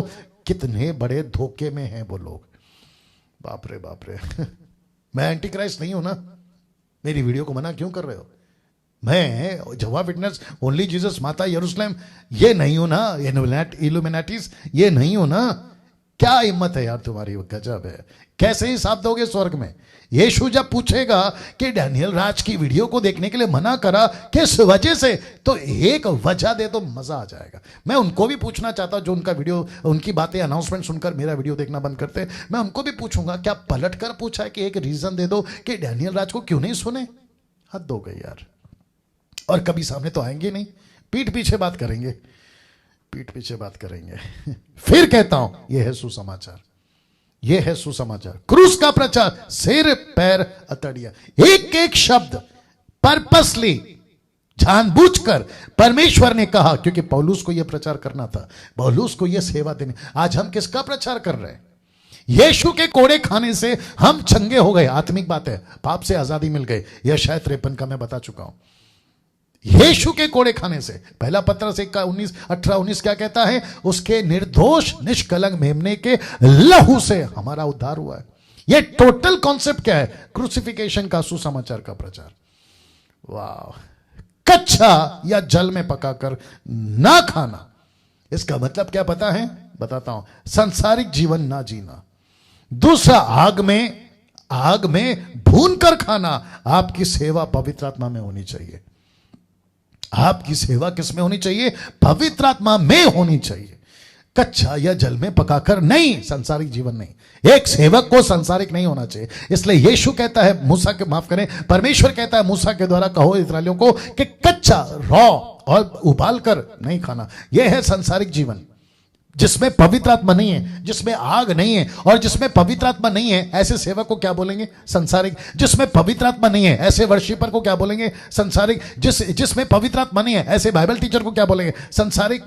और ऊपर से ये लोग कहते हैं कि हमारे पास में पवित्र आत्मा है। बोला क्यों? क्योंकि हम जिब्रिश में बात करते हैं। हद हो गई यार, हद हो गई। इतना बड़ा मजाक, वो भी खुद के साथ। वाह! पवित्र आत्मा में सेवा करना, आग में भून कर खाने का मतलब है पवित्र आत्मा। अब इसको देखिए दोस्तों, मैं आ रहा हूं समाप्ति पे धीरे धीरे, मजा आएगा आपको। वचन 10 लिखा है, उसमें से कुछ सवेरे तक ना रहने देना। यदि कुछ सवेरे तक रह भी जाए तो उसे आग में जला देना। अब ये टफ है, अब इसको समझना टफ है, लेकिन पवित्र आत्मा के लिए टफ नहीं था। तो आज की सुबह अर्ली मॉर्निंग 3-4 बजे के आसपास मैं समझता हूं ये रेवलेशन मुझे प्रभु ने दिया और कहा कि सवेरे तक ना रहने देना। उसका मतलब है, स्टार डाला है तो मैं उसका आपको क्लैरिफिकेशन दे रहा हूं। सवेरे तक ना रहने पाए, उसको खत्म करो। किसको? उसको खा के खत्म करो। अगर रह जाए तो उसको आग में जला देना। तो दूसरे शब्दों में, सवेरे तक ना रहने देना, क्योंकि आप फिनिश नहीं कर पाए तो इसको कहते हैं फिनिश द कमीशन। यीशु की महान आज्ञा को फिनिश करो। अगर फिनिश नहीं होता है, आपकी ताकत से नहीं होता है, आप नहीं कर पा रहे, आपके पास में एक अच्छा सहायक है, लेकिन आग में जला देना, पवित्र आत्मा की मदद लेना। वाह! सी क्या गजब है, क्या गजब है। सोचिए, जिसको कहते हैं सवेरे तक अगर रहे, पहली बात तो रखना नहीं, you have to finish the commission. आपको मांस को खा के खत्म करना है, लेकिन अगर रह गया तो आपको आग में जलाना है। अगर आप फिनिश नहीं कर पाए, आपसे नहीं हो रहा है, कोई गांव, कोई शहर, मेरे से सेवा नहीं हो रही, आपके पास में पवित्र आत्मा है, मदद लीजिए उसकी। आप मदद लीजिए उसकी। यह है कनेक्शन, यह है कनेक्शन। वचन 11, उसके खाने की यह विधि है कि कमर बांधे, पांव में जूती पहने, हाथ में लाठी लिए हुए उसे फुर्ती से खाना। हुआ तो यहोवा का पर्व है। फोटो देख लीजिए पहले, फोटो देख लीजिए पहले जी, फोटो देख लीजिए। आपने फोटो देखा? ये यहां पर हाथ में लाठी लिए हुए, यहां पे कमर में पट्टा बांधे हुए, जूती पहने हुए, जूते पहने हुए, आप देख सकते हैं जूते पहने हुए, और साथ में परिवार के साथ खा रहे हैं। और कैसे खा रहे हैं वो भी देख लीजिए। ये है साग पात, वो है मटन लैम, और ये है ब्रेड जो कि खमीर नहीं है। ये पूरी कोशिश करिए आपके बीच में रखने के लिए, जिसको कहा है कमर बांधे, पांव में जूती पहने, हाथ में लाठी लिए हुए, फुर्ती से खाना। अब इसका खुलासा देने जा रहा हूं, क्या आप लोग तैयार हैं? लीजिए, सबसे पहला, कमर बांधे सेविकाई, पांव में जूती पहने, तैयारी को दर्शाता है, हाथ में लाठी लिए हुए अधिकार को दर्शाता है, फुर्ती से खाना एक तड़प को बताता है, तड़प, पैशनेट होना प्रभु के लिए, तड़प, भूख, फुर्ती से खाना। ऐसे खाना जैसे तुमको बहुत भूख लगी है, ऐसे खाना तुमको जैसे कि बस है ना, मुझे तो कुछ कर गुजरना है, ऐसा। इसको कहते हैं कमर बांधे, सेविकाई को दर्शाता है, पांव में जूती पहने, तैयारी को दर्शाता है, हाथ में लाठी लिए, मूसा की लाठी याद आ गया होगा, हाथ में लाठी लिए अधिकार को दर्शाता है, और फुर्ती से खाना एक तड़प को बताता है। मिनिस्ट्री में अगर तड़प नहीं है ना, पैशन नहीं है ना, जुनून नहीं है ना, जज्बा नहीं है ना, तुम बर्फ से भी गए गुजरे ठंडे सेवक हो, बर्फ से भी गए गुजरे ठंडे सेवक। वाह! दोस्तों कैसा लग रहा है? कैसा लग रहा है? मैं इसको कुछ सेकंड तक और रख रहा हूं, मैं कुछ सेकंड तक और, क्योंकि ये आपको हजम होना चाहिए, डाइजेस्ट होना चाहिए। Amazing, amazing, amazing. कमर बांधे, पाँव में जूती पहने, और उसका मतलब है ये सारी चीजें, कमर बांधे सेविका है, पाँव में जूती पहने तैयारी, हाथ में लाठी ले, अधिकार को दर्शाता है, और फुर्ती से खाना। मैं एक एक टॉपिक के ऊपर आधा आधा एक एक घंटा बात कर सकता हूं, लेकिन क्या करूं, नहीं कर पाऊंगा। फिर कभी देखेंगे। वचन 12, क्योंकि उस रात को मिस्र के बीच में से होकर जाऊंगा, मिस्र देश के क्या मनुष्य क्या पशु सबके पहलौठों को मारूंगा, और मिस्र के सारे देवताओं को भी दंड दूंगा, मैं तो यहोवा हूं। अब ये क्या है, ये क्या है? जैसा एग्जैक्टली घटना घटा था इजरायलियों के बीच में उस वक्त, आज से 4000 साल पहले, या जो भी आप बोल ले, उस वक्त जब घटा था, एग्जैक्टली ऐसा ही फिर से रिपीट होगा, रिपीट होगा। फोटो देख लीजिए। ऐसा ही एक दिन यीशु करेगा। संसार का न्याय, शैतान, देवी देवता ब्रैकेट में, शैतान को दंड देगा। शैतान कौन कौन है?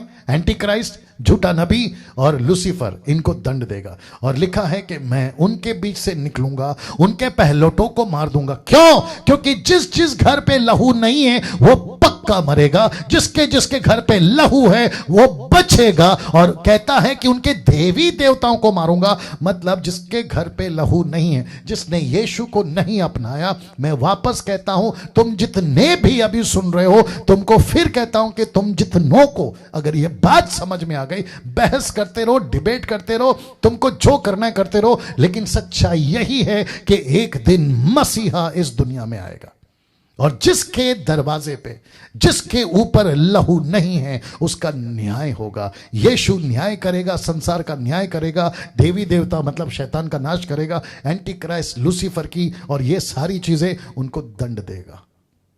और आप जानते हैं कि यीशु क्या दंड देगा, इसके ऊपर प्रचार कर चुका हूं। नाउ वचन 13, जिन घरों में तुम रहोगे उन पर वह लहू तुम्हारे निमित्त चिन्ह ठहरेगा। अर्थात मैं उस लहू को देखकर तुमको छोड़ जाऊंगा, और जब मैं मिस्र देश के लोगों को मारूंगा तब वह विपत्ति तुम पर ना पड़ेगी और तुम नाश नहीं होगे। क्यों? क्योंकि ऐसा एक दूत जब मार रहा होगा तो जिसके दरवाजे पे उस मेमने का लहू, जैसा कि एक अपोक्लिप्टिक है, दृष्टांत है। आज अभी जब यीशु वापस आएंगे, यही चीज फिर यीशु देखेगा। तेरे में लहू है, नहीं मारूंगा। तेरे में मेमना है, नहीं मारूंगा। तेरा नाश ना होगा। क्या ऐसा प्रचार अमेरिका का प्रेसिडेंट कर सकता है? नहीं कर सकता। अफ्रीका का प्रेसिडेंट कर सकता है? नहीं कर सकता। अपने भारत का मोदी कर सकता है? नहीं कर सकता। आपके स्टेट का सीएम कर सकता है? नहीं कर सकता। साइंटिस्ट कर सकता है, डॉक्टर कर सकता है, इंजीनियर कर सकता है, आपका टाटा बिरला अंबानी टाइप का कर सकता है? नहीं कर सकता। पता क्यों? क्योंकि यह प्रकाशन उनके पास नहीं पहुंचा है, लेकिन ये हम जैसों के पास पहुंचा है, मूसा जैसों के पास पहुंचा था। और प्रभु कहता है कि प्रचार करो डैनियल, प्रचार करो मसीह मंथन वालों, प्रचार करो जो अभी देख रहे हैं जितने भी कलीसिया के लोग हैं, क्योंकि ऐसा दूत फिर आएगा, ऐसा दूत फिर आएगा। ना दोस्तों, प्रकाशित वाक्य 21 का 27 क्या कहता है पता है? उसमें कोई अपवित्र वस्तु या घृणित काम करने वाला या झूठ का गढ़ने वाला किसी रीति से प्रवेश ना करेगा। कहां? यीशु के राज्य में। पर केवल वे लोग जिनके नाम मेमने के जीवन की पुस्तक में लिखे हैं, सिर्फ वो लोग जाएंगे। और दानियल की किताब 12:1 में क्या कहता है? उसी समय मिकाएल नाम बड़ा प्रधान, जो तेरे जाति भाइयों का पक्ष करने को खड़ा रहता है, उठेगा। ये जो शब्द है ना, उठेगा, मैंने आपको बताया था कि ये कौन है। ये वही है मैंने अभी जिसका जिक्र किया। ये उठेगा, ये फिर उठेगा। और ऐसा लिखा है कि वह उठेगा। कहां गया? वह उठेगा। क्या करेगा? तब ऐसे संकट का समय, आई विश कि मेरे पास में टाइम होता, एक ऐसे संकट का समय होगा जैसा किसी जाति के उत्पन्न होने के समय से लेकर अब तक कभी ना हुआ होगा। परंतु उस समय तेरे लोगों में से जितनों के नाम परमेश्वर के पुस्तक में लिखे हुए वे बच निकलेंगे। यहां लिखा है मेमने की पुस्तक में, और यहां लिखा है कि परमेश्वर की पुस्तक में। क्यों? क्योंकि दानियल के हिसाब से अभी तक मेमना नहीं आया है, लेकिन यहां पे मेमना आ चुका है और स्वर्ग पर बैठ भी चुका है, जिसका जिक्र पौलुस यूहन्ना कर चुका है कि मैंने परमेश्वर के सिंहासन पे वध किया हुआ मेमना देखा। अब आ रही है बात समझ में? क्या गजब का परमेश्वर है दोस्तों, और कितनी सच्चाई है। अब मैं समाप्त कर रहा हूं आखिरी एक खतरनाक चीज बता के। जानना चाहोगे ये खतरनाक चीज क्या है? बर्दाश्त करिए। वचन 18, पहले महीने के 14वें दिन की सांझ से लेकर 21वें दिन की सांझ तक अख़मीरी रोटी खाया करना। इसका मतलब है कि 14वें दिन पे बच्चा, माफ करें, मेमना बलि होगा। लेकिन उसके बाद कौन सा शुरू होता है? 15वां दिन। तो 14 से 21वें दिन तक टोटल 7 दिन। जानना चाहोगे क्या लिखा वचन 19 में? 7 दिन तक तुम्हारे घरों में कुछ भी खमीर ना रहे। तुम्हारे घरों में कुछ भी खमीर ना रहे। फिर कहता है, वरना जो कोई किसी खमीरी वस्तु को खाए, चाहे वह देसी हो या परदेसी, वह प्राणी इजरायलियों की मंडली में से नाश किया जाए। कोई खमीर वस्तु ना खाना और अपने सब घरों में बिना खमीर की रोटी खाया करना। आपको पता है इसका मतलब क्या है? जरा देखिए, यीशु के बलिदान से लेकर, यानी यीशु बलिदान हुआ ना, यीशु कब बलिदान हुआ? 14वें दिन पर, इनके हिसाब से, ये इजरायलियों के हिसाब से। लेकिन हमारे हिसाब से कब बलिदान हुआ? जगत की उत्पत्ति से पहले, जिसको हम ये कह सकते हैं 7 दिन तक, मतलब 7000 साल। अगर आज को ये काउंट करें, क्योंकि जगत की उत्पत्ति से पहले बलिदान हो गया, तो परमेश्वर का मेमना तो कितने हो गए? 7000 साल। तो इसका मतलब है कि जिस दिन से खमीर का जिक्र हुआ, जिस दिन 21वें दिन, 15वें दिन से 14वें दिन को बलि, तो 15वें दिन से 21वें दिन तक, यानी टोटल 7 दिन। 7 दिन आपको पाप नहीं करना है। जिस दिन से यीशु बलिदान हुआ, उस दिन से लेकर यीशु के आने तक पाप नहीं करना है। वाह! अख़मीरी वाली रोटी नहीं खा सकते आप, नहीं खा सकते। कैसा लग रहा है? अरे ये बात समझ में नहीं खा सकते आप। पाप की रोटी, खमीर वाली रोटी नहीं खा सकते। दोस्तों माफी चाहूंगा क्योंकि 9:30 बज चुके हैं। अब यहां से आगे मंगलवार को, और आपको अभी से बता देता हूं, 12 तारीख है मंगलवार, रात को 8 बजे फिर आऊंगा। और मैं आपको बता दूं, तब फिर होने रात ही में, क्योंकि बच्चा मर गया, हाहाकार मचा हुआ है, तब फिर होने रात में मूसा और हारून को बुलाकर कहा, तुम इजरायलियों समेत मेरी प्रजा के बीच से निकल जाओ, निकल जाओ, जितनी जल्दी हो सकता है निकल जाओ। तो बड़ी शान से, बड़े रुबाब से, पैर में जूती पहने, हाथ में लाठी लिए, कमर बांधे हुए, बड़े अधिकार के साथ और उस परमेश्वर की उपस्थिति के साथ ये निकल रहे हैं। और आपको पता है इसका मतलब क्या है? एक दिन ऐसा आएगा कि इस संसार से कलीसिया उठा ली जाएगी। इस संसार से बड़ी शान से हम मसीह के साथ आसमान में उठा लिए जाएंगे, क्योंकि इजिप्ट दर्शाता है संसार को। और आपको यह भी बताऊंगा, क्योंकि अभी नहीं बता सकता हूं, हालांकि बात अंदर तड़प है, बता दूं, लेकिन मैं आपको मंगलवार को बताऊंगा, तो वेट करिएगा। लेकिन कल आपके बीच में ये चर्चा करेंगे, जिसको कहते हैं वचन पे चर्चा। क्या अन्य भाषा प्रमाण है पवित्र आत्मा का? क्या जो भाषा में बात करते हैं उन्हीं को मिलता है, यानी जिब्रिश, नॉट बाइबल बिब्लिकल टंग? तो इसके ऊपर हम बात करेंगे। दोस्तों कैसा लगा जरूर बताइएगा, जैसा आप कमेंट्स करके बताते हैं। साथ ही साथ जितना हो सकता है शेयर करिए, खास करके इस वीडियो को, और डाउनलोड करके लाइव चलाइए। आप जहां चला सकते हैं, घर पे इकट्ठा करके लोगों को दिखाइए, घर पे इकट्ठा करके, पंजाब के लोग खास करके घर पे इकट्ठा करके लोगों को दिखाइए, सबको बिठाइए, टीवी पे सेट कर दीजिए ये वाला वीडियो डाउनलोड करके। और मैं रिक्वेस्ट करता हूं कि प्लीज ऐसा करो। पता है क्यों? क्योंकि डैनियल राज पैसे नहीं कमाता, आपसे पैसे नहीं मांगता, मैं ना ही यूट्यूब से पैसे कमाता हूं, मैं सिर्फ मसीह की दया के लिए बोल रहा हूं। Please do that, okay? चलिए अपना ख्याल रखिए, कल फिर आपको 8 बजे मुलाकात होगी। जय मसीह, प्रभु आपको आशीष दे।